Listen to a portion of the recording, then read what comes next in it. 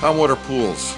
As you can see at this residence, we just started the installation of the pool. We've laid it out and the excavator is digging the hole and putting the sand in for the base of the swimming pool shell.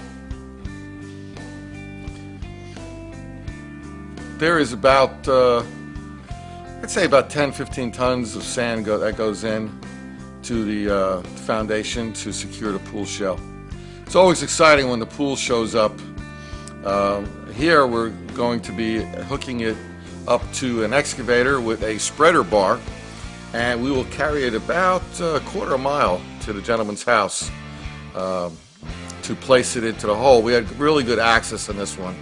Some of the other ones you'll notice that we don't have but a foot, but you can see here that we have plenty of access for the pool shell to be brought up. Even though we have plenty of room, we do take our time, bring it up so it doesn't swing too much. Here we're lowering the pool into the hole. He's checking right now for level and then backfilling with sand. It's filled with water. Next thing you know is concrete.